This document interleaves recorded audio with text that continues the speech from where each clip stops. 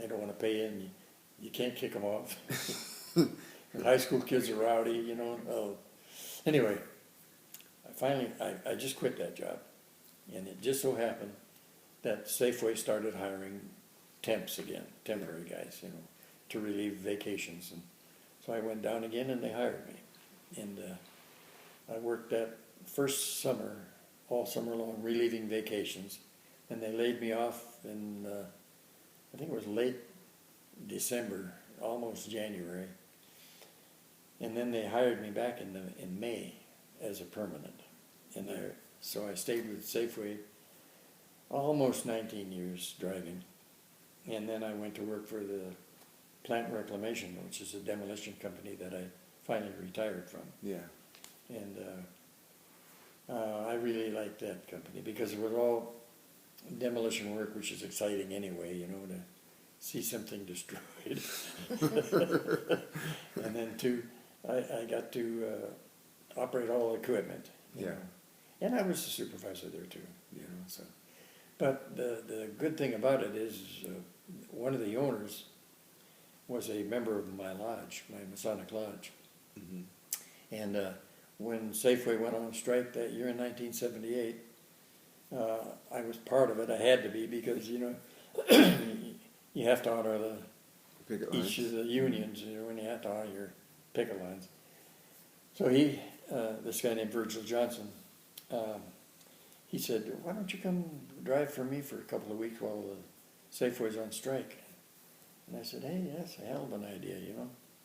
I get the strike pay, and you can pay me too, you know. So I did. I went to work, and the first day that I went to work there, when I came in that night, him and his partner called me in the office and asked me if I'd join them permanently. Oh, that's good. So I did. They gave me a good deal, and I said, you know, Safeway had their chance with me, and you blew it. They didn't make you the president. No, they didn't make me the president, and I tried and tried. Yeah. But anyway. So when you first came back out and were working, I remember you guys lived up, I think, maybe like off of High Street or something like that. Yeah. Up there in 38th Avenue. 38th Avenue. 38th Yeah, Avenue. that area. Yeah. And then you got the job at Safeway with Jim. And wasn't there something about, because Jim bought the house out in Danville because he thought he was going to be transferred to Danville? Yeah. And wasn't it just the opposite? I bought the house in San Pablo thinking that I was going to be transferred to Richmond. Yeah. And I wasn't. Yeah. You ended up at the Danville station? No, I ended up in Oakland. Oakland, okay. But I wouldn't have bought it in San Pablo. Yeah.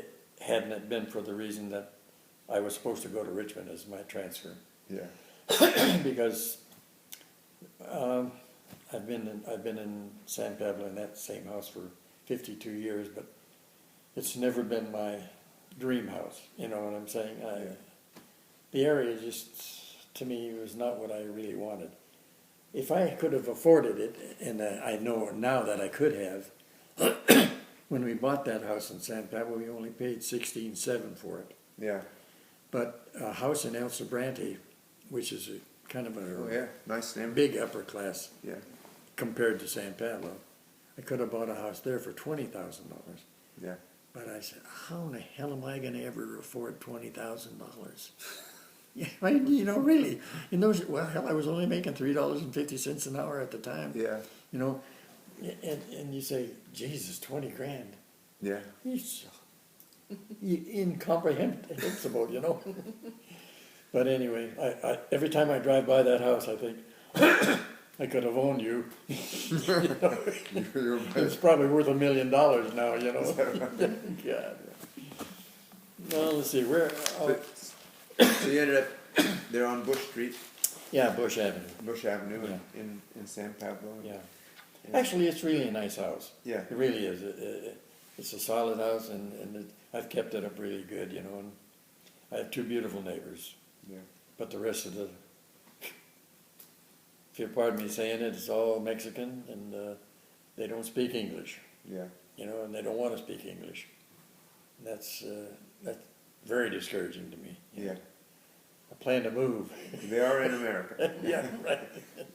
And I'm not really a prejudiced person, Yeah, but it makes me so mad when, you know, when they don't want to become what they came here for, you know, yeah. or what you think they came here for. Go ahead, ask me some other questions. So, you have children? Yes, I do, as a matter of fact. Well, I'll start from the beginning, Yeah. from June. Yeah. My first wife, June. We had a son named David. In fact, he was born 2 days after David Forsyth was born. Yeah. Yeah. Helen had the baby and June had the baby. So you both named him David for? We didn't know. I didn't know that they were having a baby. They didn't know we were having a baby. Oh, Yeah, and we both named him David. Yeah, how strange that was. coincidence. Yeah, well, anyway, David,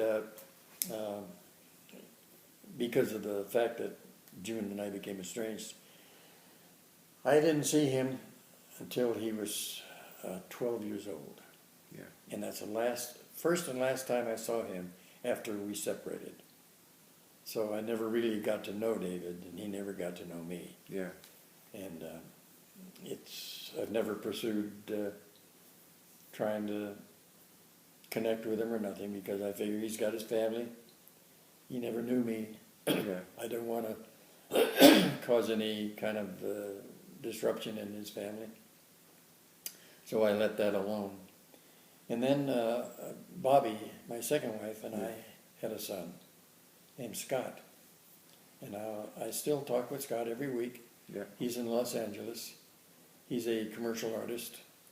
And he makes a lot of sets for commercials, TV commercials. And he also worked for Disney for a long time, you know, making different sets. And in other words, like for instance, he gave me a good example of what he does. You see a commercial for Jack in the Box, say, for instance, and they show a nice big juicy hamburger, Yeah. with all the goodies in there and everything. It's not real. He painted it. Yeah. But that's how good he is. I mean, he paints things that they come to life, you know, when he paints them. So anyway, that's Scott's talent. And then with Mary, she had a son when we were born, Ricky. Yeah. And he wasn't quite 2 years old when Mary and I got married. So Rick is my son. Yes. Yeah, I mean, I love him like nobody else. He loves me. And then 5 years later, into our marriage, we had Jackie. And then 5 more years into our marriage, we had Esther. Now, Esther was born the year Mom died. Yeah. We were going to name Esther Rhonda Marie, but when Mom died, we had to carry on her name, Esther Teresa. Esther Teresa. Yeah, so we did, and that's my kids. Yeah. Yeah. Good. Then you know I'll get just ahead a little bit here about my Masonic life. Yeah. I've been a Mason for 40 years. I actually started in 1973. That's when I was initiated. And I've been master of 2 lodges. And I've been an inspector for the Grand Lodge of California for 15 years total. I am presently the Venerable Master of the Oakland Scottish Rite bodies. And I'm also a 33rd degree Mason. So my Masonic career has gone well, really well. And I feel that within 2 years my obligations to the organization are going to be completed. I have 1 more year to finish out this job I'm in now. And then I hope to get 1 more Grand Lodge appointment before I finally say that's enough. Yeah. And I've more or less almost been asked. They don't ask you till it's time, because if they want to change their mind about you, Yeah. they can, you know. So, but they give you the indication that you are going to be asked. Keeps you on your toes. Yeah. You know?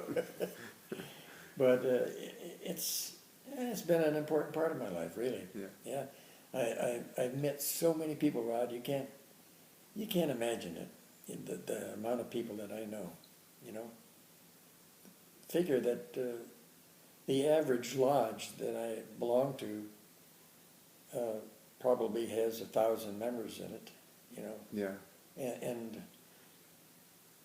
I at one time belonged to 8 lodges, but I've demitted from some of them. They're all Masonic lodges. They all have the same bylaws and rules and regulations and everything, but you can become a plural member.